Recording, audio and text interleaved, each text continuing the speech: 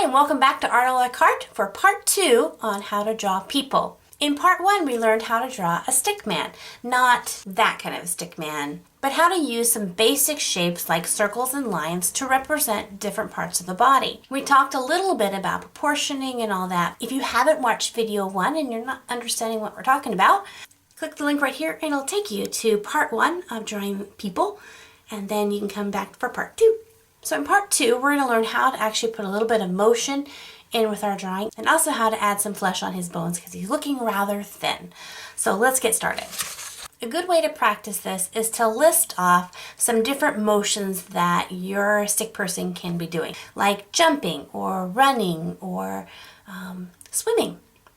And then begin to think about how that person would react. Now remember, when you're looking at your stick figure, every place that has a circle is bendable.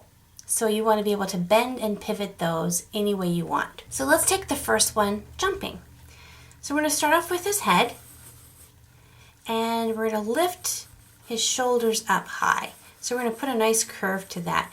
Remember, your straight lines don't always have to be completely straight if they're a bendable place, like your shoulders.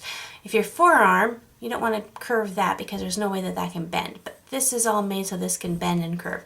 So we're going to curve that up, put in his rib cage, and then we'll add in his upper arm, elbow, forearms, and some ovals for his hands. So there's the first part of him. I'm going to go ahead and draw down his spinal cord. Now remember, as we're drawing this, we're gesture drawing, which means we're keeping our pencil moving and fluid and not tight. If you're drawing your circles and they look like this, you're not gesture drawing. You want to just be really fluent with your drawings. Remember, we can clean this all up later. We're just trying to get just the right shape. So we have the upper chest. We're going to put in the torso, and then we're going to put in the hips. And I'm going to bring this leg up in front, put the knee there, and bring it down. And then I'm going to bring this leg down with the knee, bring this back here like that, and put it in his feet.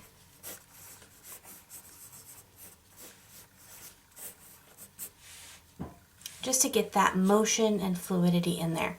Now, the best way to get to do this, to figure this out, is to practice, and you'll have some really stiff looking drawings at first. Don't get discouraged if at first you have really stiff looking drawings. Just keep at it. If something doesn't look right, just erase it and move it down a little bit. It's kind of like connecting the dots, only you don't even have the dots to connect. You have to place your dots. So just keep at this and you'll begin to get it. So after you've practiced and gotten a good figure drawing in, you've been practicing your jumping sketches and running sketches and swimming sketches and all those, now you're going to want to make them not look like such skeletons. Unless you're drawing a skeleton, then you've got a pretty good start on that. But we're going to begin to flesh that out, and the best way is to just look at people and see how things move over the bones and flesh. So I'm going to start.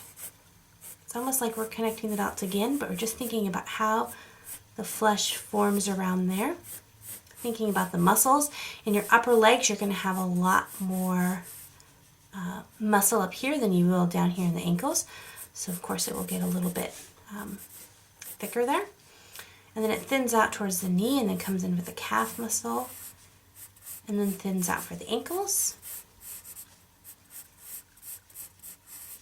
I love watching cartoons. Cartoons are a great way to see how people draw things.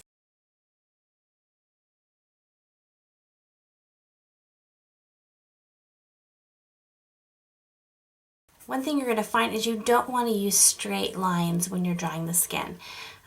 If you're drawing your arm and your arm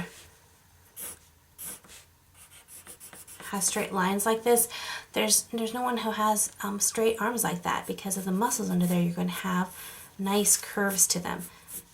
You don't want to have big curves or you have like a Popeye arm, but you're going to want to put just a little bit of curves and indentations and bulges.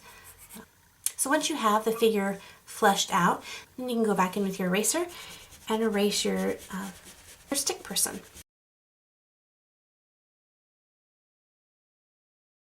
And there we go. Oh, don't look. Just a second.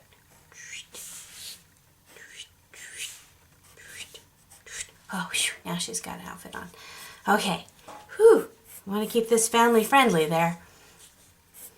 Now go back to your sketches that you did of your little stick people and go ahead and flesh those out.